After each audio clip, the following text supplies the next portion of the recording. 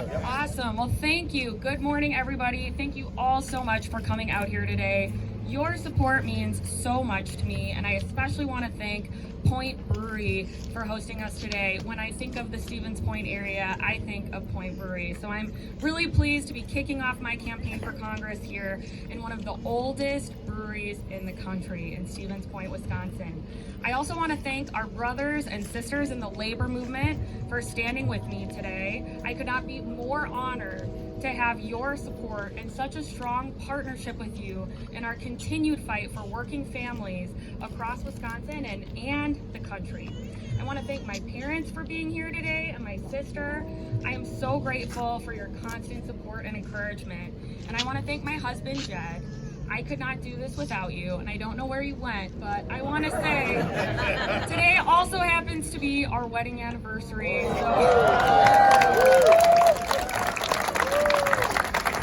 thank you, Jed, for sharing so much of our relationship with our community at all times and making sacrifices to let me do this important work of public service. I was born and raised here in central Wisconsin by my incredible parents who were public school teachers. And a lesson that they taught me from a very early age was pretty simple. Don't complain unless you're going to do something about it. It's the Wisconsin way. And it's no secret that there are plenty of things to complain about with the way so many of our government officials behave and don't work on our behalf. It's nearly universally agreed upon that Washington is broken right now. Partisan extremists in Washington nearly shut down our government just the other day. They did it carelessly and recklessly. We deserve leaders who are willing to put politics aside and do the right thing by their constituents. And that's why I'm standing in front of you today. I am running for Congress to bring back common sense and hard work to our nation's capital.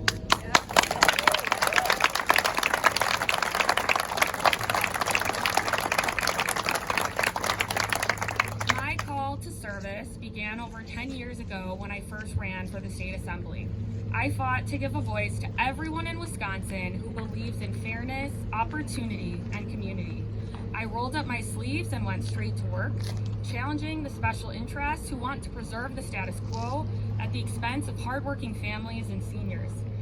I stood up to frequent attacks on our democracy, on our personal freedoms, and on our precious natural resources, and I tirelessly advocated for public education and clean water. At the same time, when my colleagues across the aisle have been serious about solutions that put people first, I've been the first one to extend a hand across the aisle and ask them to join us in getting things done. In an era where our politics are increasingly divisive, I'm proud to say that I've passed common sense, bipartisan legislation during every session that I've served in the legislature under both Democratic and Republican governors.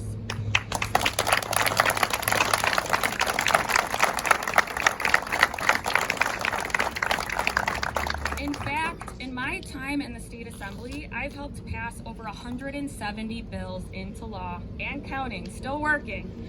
From improving rural health care to strengthening water quality to fighting for workers' rights and passing bills that help farmers and firefighters, I have the problem-solving and coalition-building skills to get things done.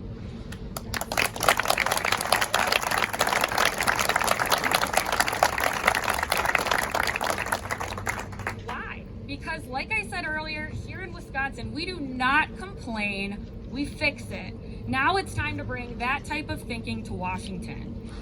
Extremists like Derek Van Orden are ignoring the needs of working people because they're too focused on causing dysfunction. Just this past weekend, instead of working on a bipartisan solution to keep our government open long term, he voted for devastating cuts to Social Security, education, and law enforcement in an attempt to shut down the government.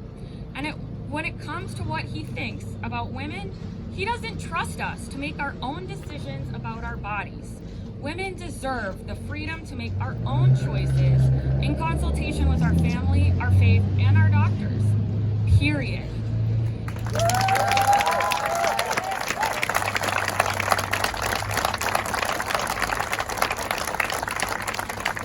The people of Wisconsin gave Derek Van Orden a chance, but he failed to live up to the promise of this serious commitment. His temperament and demeanor are unbecoming of a member of Congress. We need someone that has a proven track record of delivering results for Wisconsin, not someone who screams at teenagers who are just trying to make the world a better place. It's time for a change.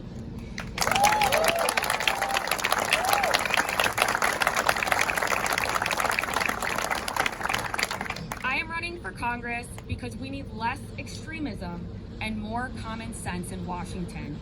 As I've listened to people throughout the 3rd Congressional District, I've heard repeatedly that they need someone they can trust who will stand up for them.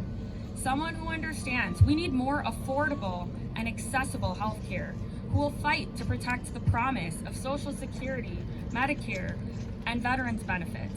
Someone who will hold pharmaceutical companies accountable to make prescription drugs more affordable, and someone who will champion high-quality, affordable childcare and education. Our communities have been squeezed for far too long, and they need someone who will be their champion.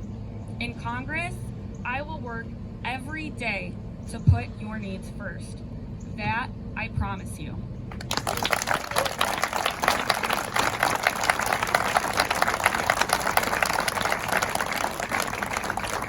So join me in this fight. Check out our campaign at KatrinaShanklandForCongress.com and join our pro-worker, pro-democracy campaign.